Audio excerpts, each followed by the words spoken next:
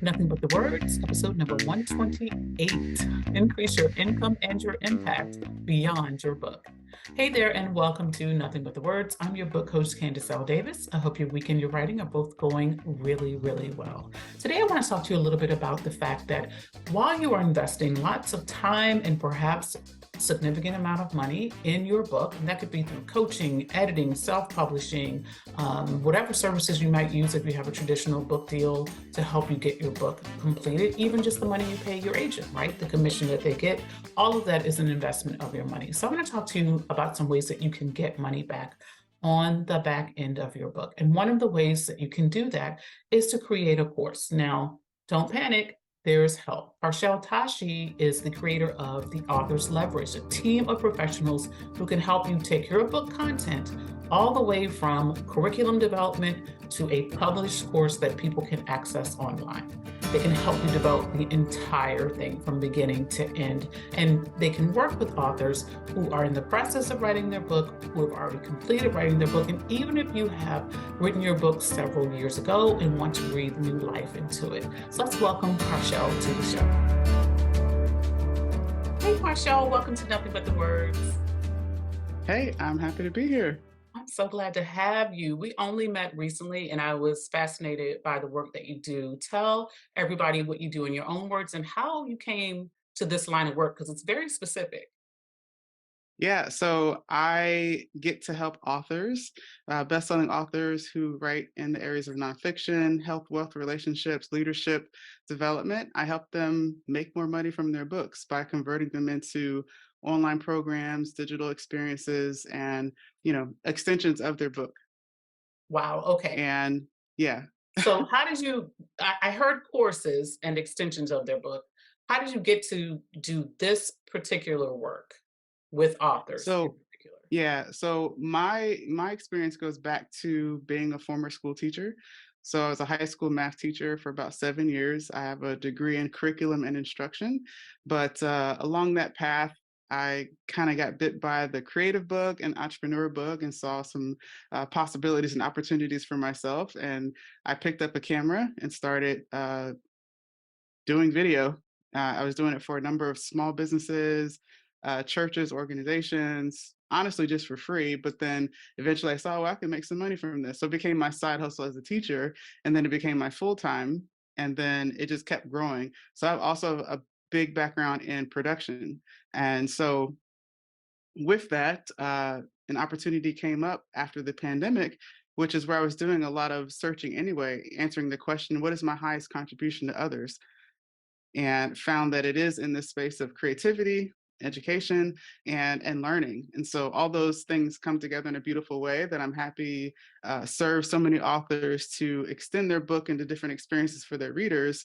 And also, it's a lot of fun to do as well. It's a Yeah. lot of work, but it's fun. So we're supporting them all throughout. So that's where the curriculum side of thing comes in. We're able to help them structure a program that's going to be really well designed for their readers, and then from there, we're able to help them on the production side to make sure you look good, sound good, and create a good multimedia experience for your readers in this book, in this program or extension. And then lastly, getting it online. So that typically covers the aspects of, yes, the program needs to be online to be accessible, but also to be sold, also to be managed and automated in terms of how you, again, create that experience for your readers. Okay. So I'm loving the word automated. And I'm hearing video and production. So I'm assuming these are courses, evergreen courses that learners could access at any time as opposed to teaching live. Correct, correct. These are on-demand courses. Typically, we're helping them set up, and we're also having the opportunity to work with some that are teaching live, and then being able to take that experience to create something. So if you're an author and you've already written a book, why would somebody then take your course if, as many authors say to me, it's all already in the book? What do I have left to give in a course? I've given everything I've got in this book. What would you say to that author? Yeah, I would tell them a couple things around the areas of impact and income. Right? Impact wise, uh, your readers are going to pay for implementation. That's the hardest thing across the board, especially if you've written a topic in the nonfiction space where somebody's trying to learn how to do something. It's one thing to learn how to ride a bike, it's another thing to be on that thing. So that's the opportunity you could present to your readers around the impact side, that the learning that they've taken in through your book can now take on a different experience to now they're actually actively involved with the community, right? Actively involved with learning from you and some of your live interactions that you can do with them. So there's a lot on that side that can happen on the impact side. On the income side, one thing that I always say is yes, books create authority. They create, how would I say, publishing creates authority, but it's the products that create cash. And Yeah. so the more extensions and experiences that you have based on your book only open up the door for more revenue for you. And in most cases, we have seen and just work with numbers. We try to, of course, stay in touch with our authors to see how they're doing. But in most cases, they're doing, you can add a zero to whatever the revenue was they're making from their book to the aspect of having an experience. And most times that experience already links to a one-to-one service that you already provide. Yeah. So there's a lot around your business ecosystem that gets elevated when you're able to have extensions and experiences based off of the core knowledge of your book. Yeah, I want to talk about that income piece for a minute because now most of my coaching clients, they're entrepreneurs and they know that they have to make money with their books, right? They're investing time in writing it, they're paying for coaching, they're paying if they're self-publishing for that whole process. And most of them do publish independently. So they're paying for that whole process. And Mm, it's not a hobby for them. They want to get a return on that investment. So when I say to them, book sales are not the only way, they're ready to do something more. Because book sales, you're making what, $10 per book at a time after you account for all of the other right. fees and things that go into it. That's just not enough. If you've spent 10 or 15 or $20,000 in the publishing process, which many people do if they want to write a high quality book, not everyone does that. Don't freak out. You don't have to Mm, spend that much, but many right. people do because they're trying to produce something that's really high quality. At some point, you need to make that investment back. And book sales, while great, are a long journey to making that money back. So, with a course with your clients, what type of price points are you seeing them sell those courses at when they've made a course from their book? I'd say a really good sweet spot is anywhere from that $99 quick impulse buy that you can have available in the form of a mini course or a mini challenge that goes along with your book, all the way up to, I say, a good sweet spot for that transition. Again, just thinking about where people are starting with what they've paid to invest in your book to one-to-one services with you, right? There's this middle ground that can come to play. So 99 bucks, like I said, that's a really quick impulse buy for something really quick and easy. And then from there, I see an increment that goes up to like maybe 500. And that's another sweet spot that I find typically, depending on how much value you put into it and what problem you're solving, will be very much well worth that person's investment of 500 bucks. I think a good place to aim for is that $1,000, but just to keep, uh, things are changing right now in the online space and how we're learning and how we're investing, considering everything that is available. So typically for those programs, there might be a little bit more involvement on your end and how that's executed and how you stay in touch with them. But really, that's a really sweet spot. I would say 99 bucks if you're just looking to have something really quick that people will easily gravitate towards, and you feel good about that. Up to about $1,000, and then also, you mentioned too the comparison, right? Based off of a book sale, you're going to make maybe 10 bucks or what have you. Yeah. But if you do the math and just ask yourself, if I sell 100 copies this year and only 20% or 10% of those readers now say that they want to jump into a program or a course or another product that I have, just do the math and do that comparison to see if it's worth it to you over that time, given the number of books that you would sell. Or the number of opportunities it might open up, right? Because sometimes for most of us, we're consultants, we're educators, we're coaches. Yeah. So when someone does that introductory call with you, maybe they're not ready for that one-to-one service, right? Now you have a product that they can also experience if they're not ready for your one-to-one. or it can be a prerequisite to your one-to-one. Create some space, Mhm. between those that are, getting closer access to you so you can increase the worth of your time as well. So there's a really interesting domino effect that happens when you have these things in place, right? Use your book first off to get your platform together. Your author platform is really important, right? So you can just repurpose content from your book to establish that. Yeah, Then from there, start to look at products and other experiences and extensions of the book. Then now I feel like in that place you're really, really well groomed and ready to take the stage. Because when oh, you're on yeah, stage, people are getting a very good taste of who you are, how you present. They're getting a taste of learning from you. And that's the best place, honestly, to sell your $99 product and say, hey, y'all throw in the book too. So it keeps kind of expanding that way. It ends up being very much more worthwhile for the author, and as to your point, allowing a path to be seen to where you can get that investment back that yeah. you've put into your book. I love your point about how speakers can use it because I'm always telling speakers, a book can help you really establish yourself as an authority so you can speak on bigger stages. You can start to get paid to speak if you haven't been already, or you can increase your fees. A book can do all that, right? A book can even be the product that you sell at the back of the room. So let's say you made $5,000 for a speaking engagement. Okay, so just sitting at the back of the room selling your $20 book doesn't really add a lot on that, right? But if you have a course that you can also talk about. Maybe it's not, if you're not able to sell from the stage at all speaking engagements, right? But all you have to do is weave that course into your conversation. You tell a story about a client in your course, and people will want to hear about that later. So I don't think it's an either or when it comes to should I write a book? Should I create a course? I think the well rounded expert is doing all of those things. And if you look at some of the most successful experts that we all follow online, no matter what our niche is, right? There's somebody there who's kind of like the highest level in that area. They've done all those things. They've done the courses, they've got the book, they're speaking on the stages, and each one of those feeds the other. Yeah, yeah, 100%. A really good book I recommend is called "How to Become a Person of Influence." A Person of Influence by Kevin Harrington. And everything that you just described, there's some of those staples that are in place to be a person of authority and to be a influential person. So, those things are definitely key. Having the book that shows you're an authority, having other extensions and experiences, taking the stage, being on part of other people's podcasts like what we're doing. And you're going to come onto the podcast on our end too. Yep. That'll be exciting. So yeah, it's all those things that I think tie together and make your author platform that much more solid and powerful. So this is your area of expertise, and I'm assuming that besides your own clients, you've looked at some other courses, whether as a customer or as, just in your own research.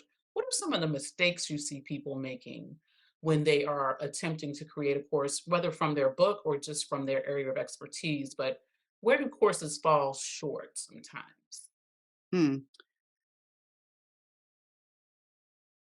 I would say one thing that sometimes is overlooked is the user experience. Like I Mm, think sometimes people miss understanding who is it that you are teaching to.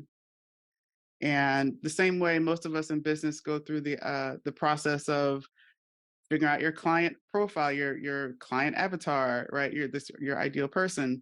That information carries over and it translates differently for how that person learns. So in most cases, having a 20-minute long video after another might kill your, it your would kill me. experience. Like,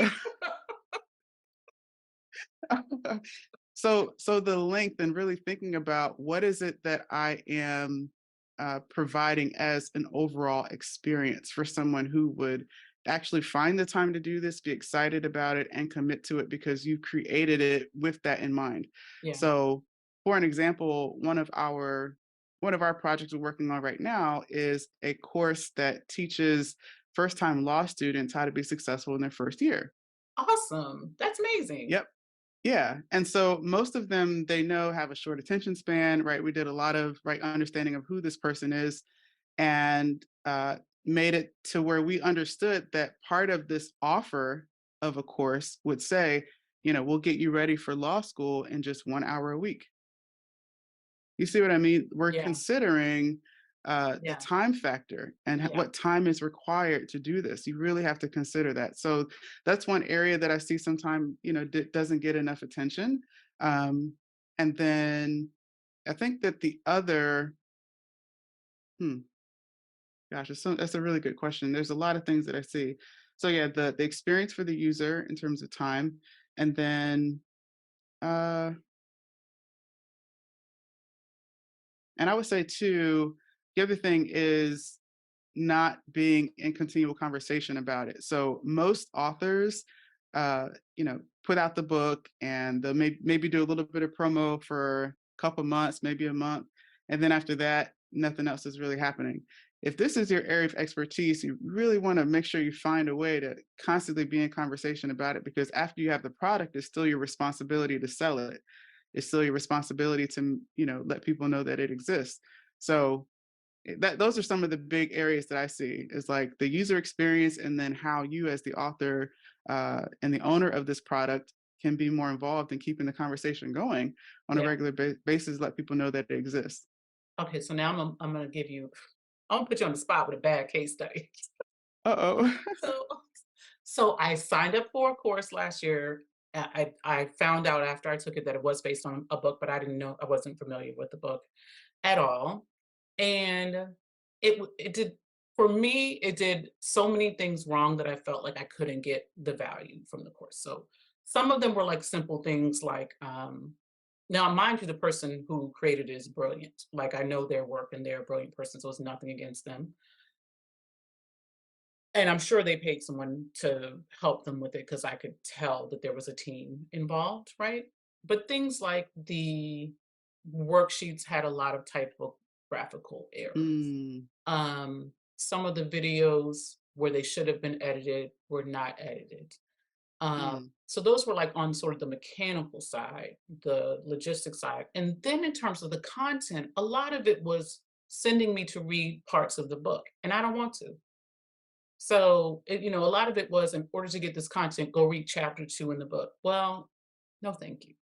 I would rather not. Like, I showed up here for you to give me like a breakdown that's different from what's in the book. So, like, as a person who's guiding authors through this process, how would you take someone who's sort of in that? What would you do with some of those issues? I would make them more action oriented. I would find ways to, you know, from a community standpoint, as well as an activity and what it is that's being asked of you to do. That's what it's about. Yeah, So in those cases, I typically find that if you're having them do more work, more learning, more consumption of information, we can do that on YouTube. correct, We need correct. specific direction and activities and exercises that, can, yes, you're going to get something different, maybe from what you would read in the book, or you're just getting it in a visual, right? You're getting the gist of it visually on video. Then after that, we really want to get the learner into action because that's really how we learn.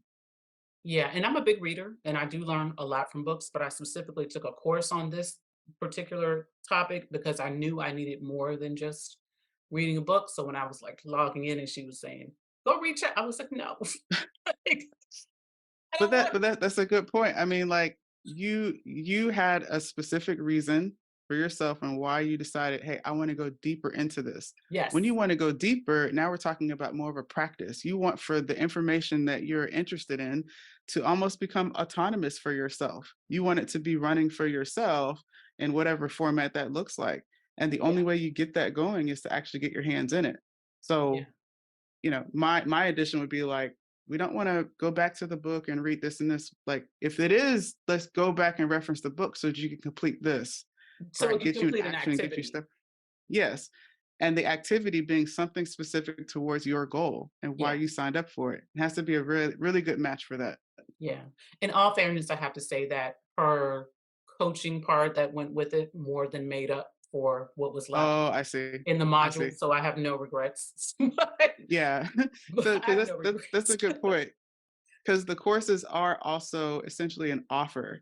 Yeah, It's an offer. So you get to, build things around it and into it that make it more valuable. yeah. So When you're working with a client, what makes someone like ideally ready to work with you to build a course? Hmm. Ideally ready is someone who's honestly got a manuscript in place. They're in the process of that publishing. So let's say that they're 6 months from release, 3 months from release. Those are good time. It's a good time frame to start now thinking past when this releases, how you're going to start to generate that revenue back and how you're going to start to promote it and do other things around it. So um, timing is an important factor. That's why I mentioned that and where they are in the stage. But you could also have had a book out for 5, 10 years and you want to revive it, right? That's still a really good opportunity to, again, breathe more life into that work, bring it back to the forefront, bring it back on social media, and point people towards not only the book, but now also a new experience with the book, right? Yeah. A new opportunity that they can take, especially if it's still relevant, of course. Yeah, of course. So, Yeah. so timing is a thing. Also, what they're writing on is important. So we find that courses in the areas of health, wealth, relationships, and leadership, which is really important now, are aspects that or topics that do really well in an online course because people are willing to pay for help with implementation. If you can help me get in action and make it easier for me, um, that's going to go leaps and bounds for you in terms of your connection with them and that being the part of a journey with you, because after that, they probably might want more, and you can, Yeah. offer them the next thing. Um, so the topic is really important, and then also someone who is not just trying to just regurgitate information, right? Authors that really want to make an impact and really want to help people. Um, are really, really great fits for us as well in terms of ideally who we like to work with. And they haven't taught this for the first time. Whatever it is, it also helps that you have the ability to talk about this. You can just show up and teach, and that's really how we have structured our service, is such that you as the expert just show up, Okay. answer questions, show up, help us create the content with you, show up to review, show up to give approvals, right? You just being able to show up is important. And if you know your material and your content, and this isn't your first rodeo, it also makes for a big difference in, how it gets delivered, how confident we feel that this is going to do really well. Otherwise, you kind of run the risk without testing Yeah. how people are responding already to that content or that format in which it would be taught. So, uh, I actually just with one of a new client that signed up today has a new book, but has only taught the information once. So the first phase of our experience is actually to do a demo. So this is going to be demonstrated. We're going to get some user feedback. We're going to get some survey data to ensure that what we're building is something that works. So that's always another thing as well. Again, just want to make sure that you've taught this before. It's not your first time teaching and you don't have any feedback. You just, that's really important to have. So, if I taught this before, does it have to be that they've taught it in a like a formal course, or could they have taught it from like teaching from the stage or Yes, video series of their own, maybe on social media, but still teaching the information and getting feedback from an audience in some way? exactly, exactly. One of our other clients that teaches DEI communications, she has a book and then she has a workshop series, and then she's saying, I want to. She really likes the teaching that she does with the workshops, but wants it to be an on-demand experience that can be, also experienced online Yeah. without her being live. So in her case, because she has taught it very often and in many times, it does make a big difference. So it doesn't have to be formally in a course, just period. You are used to talking about this with people, Cool. Because and a lot of they're my saying this is great. Yeah, because a lot of my clients, my coaching clients in particular, some of them have they've been literally teaching this, right? Like they've been doing live courses and live webinars and workshops and master classes, but some of them, they're coming at it from a different direction. They're speakers and they're expanding in their books on what they normally speak about, but they haven't necessarily taught it all, but they've taught the main points to an audience. So I feel like they would still be prepared to build a course, even though because they've Yes. gotten a lot of feedback on the main themes of what they're teaching. Mhm. So Mhm. a course feels You know, like and a it great next step. right, exactly. Especially if you're able to, if you have feedback and good user feedback on what you have taught from the stage. In other words, is what you taught and what was implemented from what you taught, if it got results, if somebody was a 1% better, 5% better than they were Yeah. before they heard you talk, those are good signs. But if it's your first time and you don't know that, it's a different case Yeah, and a it's lot of more my risky. clients come from your background, which is education. And so they do things like after they do a workshop, they get send a survey, right? They want the feedback because they're used to that from their own experience in education. So especially those who are in higher ed. And so they Mhm. they've gotten the good and critical feedback, right, on things that they can improve and they've applied that. So I think I'm going through people in my head that they really are ready to do that type of thing, to do that type of course. So when working with a team like yours, let's say, you're on the West Coast, I'm on the East Coast, and I'm doing video. How does that work? How do you kind of guide me through that process? Yeah, absolutely. So the very first phase, are you talking about going from book to course? Yes, ma'am. Okay, good. So the very first phase is actually most of the phases are done remotely. So getting online and doing the work together, collaborative that way, we do. But we go through the first phase, which is getting the course on paper, developing a course roadmap that also has taken into account your vision for your life, as well as your existing business ecosystem. We want to understand all these components and understand how this course fits within it. Okay. So that's the very first phase that we complete. And that also allows us to develop the curriculum and the actual course that we're going to be potentially producing together. But the good thing about this first phase is that after we've formalized that plan, we hand that over to you as a client. So you could take that and produce it on your own. We are coming out with some series down the road that are going to help you support you and do that on your own based off that plan. But otherwise, if you're saying, yes, I want to continue with Author's Leverage to finish the whole thing out, that's great. Then from there, we go through a series of different things that we find overall have been supportive in this journey. First thing is we want to start promoting. I should say, well, we've developed the plan, right? We know what the plan is. We put a lot of emphasis on planning, but we then go into promotion. We want to start to create some information and some content that's going to let people know that this exists. Okay. So we offer what's called our book to shorts, and our book to shorts allows us to interview the author for about 90 minutes, and on the backside of that, we produce 30 social media shorts that they can use Wow. and start to promote to get the word out about not only their book but then also the product that exists. So after that, we go more heavily into the planning, right? We've got some user feedback and we actually plan out the lessons. We plan out everything that's going to happen in the course. Then we produce it. So we get to either get together in person to film, which feels like, you feel like you feel like Hollywood coming this way, get together. That's Just fun, because actually. again, it's about the experience. So, Yeah. we're able to produce at a very, very high level, also at a medium level, a basic level. And then we also just recently started providing remote support as well. So if you want to film remotely, we'll Yeah. give you all the tools that you need to be successful, to look really good, Yeah. to sound really good, and then help and direct and getting the content with you done together.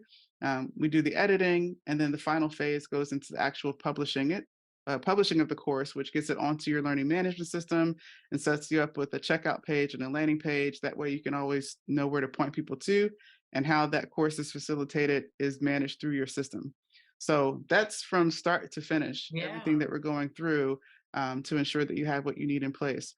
At that point, once you have the course, of course, the conversations around marketing comes to play, and we're really excited that we have some amazing marketing partners and folks that support the continuation of that, so that way you're continuing to be successful after you've got the product. Oh, that's fantastic because as you know, with authors, some of them are like they hit the ground running with the marketing piece. They know they want to sell. They believe in that book so much they can't talk about it enough, right?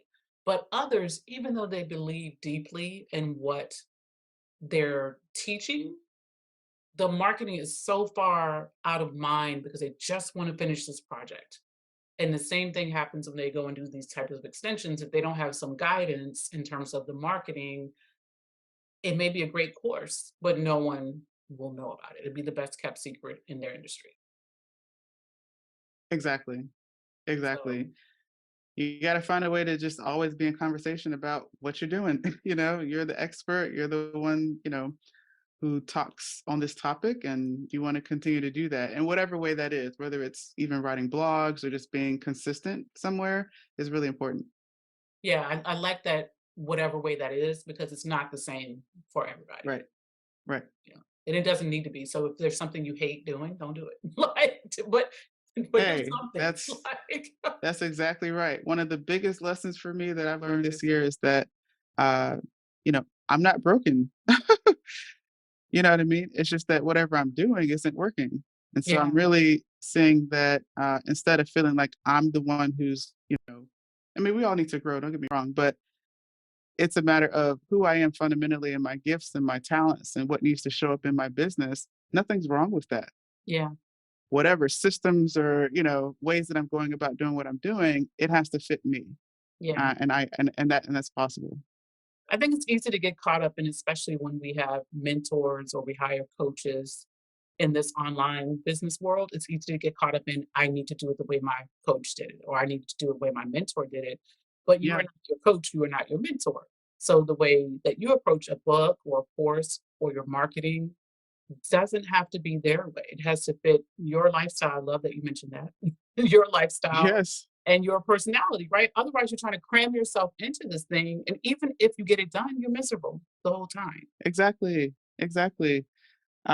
One of the biggest revelations came through a framework called wealth dynamics. Wealth dynamics is one of these archetypal frameworks. So you're one of 9 profile types, but it reveals to you your path to wealth creation based on your gifts, unique skills, and talents. And so it wasn't until I understood and learned this framework that I saw that I was following people, coaches, mentors, people, influencers, what have you, online who clearly have a very different way that they are wired. And I couldn't understand for the life of me all the time, like, this is just so this is blowing my mind. Like I can't do this. I'm laughing because I don't even know wealth dynamics, and I've had that same experience because, when you come on into the online business world, there are some voices that are so loud, right? They are Mhm, so loud that they get your attention. And so you see their success because they can't stop talking about it, which, no shade on that. Talk about it all you want to. But it becomes almost like this is the way I did it, so this is the way to do it, mm. as opposed to this is one way to do it. And so going back to creating courses, creating experiences for people, that's why this is so important. You need to, be aware of your own wiring and make sure that the people that you are offering this to that there is an alignment, Yeah, and it's just important when the better you know them, the better you know yourself, and you can know how to really make that connection. Otherwise, you're giving people a way, yes, but you want to make sure that it's a way that also works for them. yeah, yeah. Okay, so switching gears, has there been any book that you have been surprised or that we might be surprised to learn could be converted into a course? Because we know like the how-to business books, that's a no-brainer. You can turn that into a course. Are there other genres that we might be surprised to find could be made into courses or have course material pulled from them? Yeah, I think that some areas, like fiction work, for example, I think that we haven't done it just yet, but I think that there's some potential there in certain fiction work that it can be something that can live as a learning experience. Let's take, for example, right now, there's a lot of conversation and energy right now going towards DEI. Yeah, So, um, some of the best ways to understand and empathize with your own bias, with, you know, um, understanding other people is the stories of these people. So if there's a way to connect, the fiction of the story, create that into the experience of a learning environment that facilitates discussion and allows for the actual learning of concepts through a story. So that's one application I would say is, I think, exciting to explore, yeah, and similar that really again it's a fiction story, but you can have that to be a part of this learning experience around diversity, equity, inclusion. I love that. I find it so exciting. I started in fiction work when I first started writing. Like I studied and wrote fiction for like a decade before I did any other kind of writing or anything like what I do now. And the best fiction, yes, it does entertain, absolutely, but it also teaches, right? It also teaches lessons, if nothing else, Yes. by why what you said is letting you into another world, how someone else lives, what they experience, and I don't care, like, it could be science fiction, it could be fantasy, it could be literary fiction, doesn't matter. If it's letting you into someone else's world, an experience that is different from your own, there are lessons to be learned there. And if your characters are going on a journey, there are lessons to be learned on that journey. Like I could easily, I'm mad at J.K. Rowling, so I'm not really speaking to her Mhm. right now. But I could make a book out of, make a course out of her series, no problem, right? Like you could see where you could pull the lessons out of the Harry Potter series very easily, out of the Hunger Games series. I read these books with my kids when they were growing up, so I know them Mhm. intimately and read them because I enjoyed them. But I think, like, if I look back even at, say, the Toni Morrison books of my childhood that I escaped into as a kid, or the Stephen King books that I escaped to as a Oh, kid, yeah. there are Oh, yeah. lessons in all of those. There are lessons in all of Exactly. those, so that you could really learn, Absolutely. and you could really learn something. So I think there is a potential in there. What about memoir? Do you think there's ever an opportunity in memoir to develop a course? I think so too. In the same light that I just described, right? Yeah. Stories, lessons that come from it, can be referenced and packaged in a way that teaches a lesson and, introduces new concepts, introduces something that, people can relate to and start to understand from there. Yeah, I recently accidentally downloaded to my Kindle, Billy Porter's memoir, and I like Billy Porter, but I don't generally read celebrity memoirs. Mhm. No Mhm. reason, just it doesn't occur to me to read them. And I read that and was so intriguing because I saw the behind the scenes of Broadway. So you saw his life, but I mean, my husband's in entertainment, but not on Broadway. So I saw something I'm totally unfamiliar with, but I could see how that could be course content for someone who's trying to grow a career in that area and has no idea where to start or has no idea how to get past whatever level they're at. Because he did some really smart things. He did some really risky things too. But he did some really Mhm. smart Mhm. things. So I could see the potential even in that memoir for a course. Absolutely. And and you mentioned too, people who are in transition. There's a big wave of leadership that is exiting firms or exiting positions that have a lot of wisdom to share, and they're just switching up, how they're doing it and finding a way to teach it. So for sure, that can be a memoir, like you said, their story of this experience, but within that, there can be learning of what is actually happening. Yeah, a lot of those lessons could be shared. I think they are easier sometimes to grasp when they come with a story. They're easier to integrate, Exactly. yeah, when they come with a story. So what was the book Exactly. that you recommended? You recommended a book earlier on influence, Oh yes. Key Person of Influence key person of influence. by Anything else? Kevin Harrington. Kevin Harris, anything else you're reading lately that you love? Hmm. I am well. One of my favorites that I tend to read is The Power of Self Awareness by Neville Goddard. I don't know that So one. it's these old books, but I'm here for old that's one books. that I really enjoy. I'm Yeah, here for old yeah, books. That's not a problem at all. I mean, it yeah. I just love it. It always always just give me something to reflect on, which I like to do. Yeah, good content is good content. I always tell my clients, most of us are writing a book we hope will outlive us, right? So one thing if you're writing a technical book, a how-to for something that applies right now, like how to use something in technology changes. Yeah, But if you're writing a yeah, memoir or you're writing personal development or self-help, professional development, that stuff should last longer than you last on this earth. yes. Yes, yes. And one thing I'll share too, I was really fascinated. So there was a really popular book that came out in 2009 called I'll Teach You to Be Rich by Ramit Ramit Sethi. Sethi, Ramit Sethi, Ramit yeah, Sethi, yes. yeah, And I saw he has a Netflix special he of does. basically teaching his book. Yep, he does. Talk about repurposing. I was like, "This is amazing. This is exactly what I'm talking about." I took a course with him, maybe I don't even know how many years ago, and that was the name of his not his course, but his, newsletter at the time was "I Will Teach You to Be Rich," and he would send, like, a weekly newsletter with Mhm. different and it was good content. I mean, he's funny because, he's kinda, like, mean about it, but you don't take it seriously, you know what I mean? He's kind of, Yeah. like, stern about it, but it's not in a way that's offensive or anything.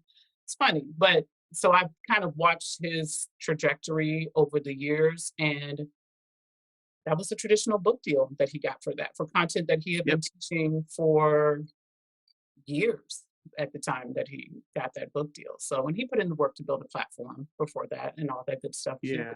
would, he had courses that he was offering based on all that content is the same, friend.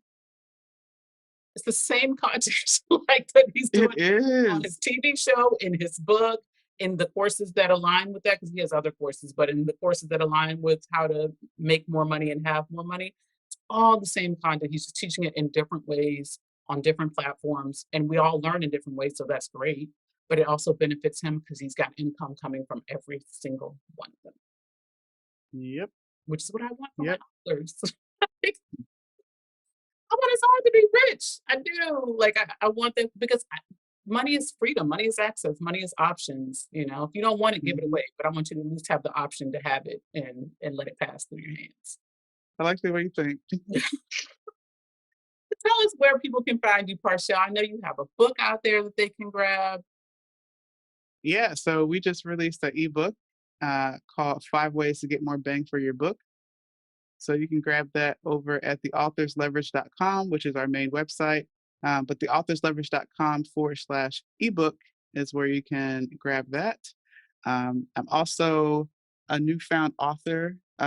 So being in this work has been very interesting because of my background and what I do, I can support other authors, but myself had not become an author. So I started this business like 2 years ago. So now I'm happy to say that I've joined the the author space, which I'm excited for.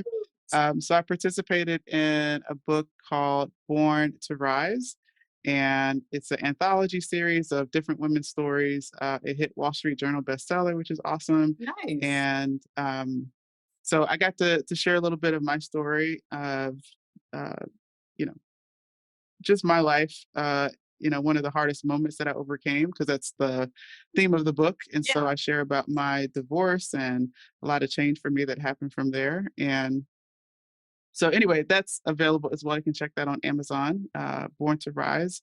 The lead on that is Kim Fuller, amazing creative that spearheaded that effort. So, definitely check that out as well.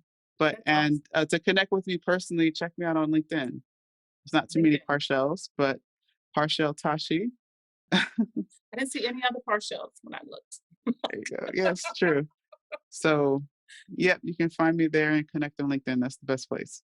That's awesome. I so appreciate your time. I hope the audience has had a chance to really start thinking about next steps for their book and how they can monetize it with these extensions, such as a course, even if they haven't finished writing it. They don't need to finish writing it yet. They need to probably start talking with you before they're done so that they can be on track to, to create and promote both things and get income from both things. Absolutely.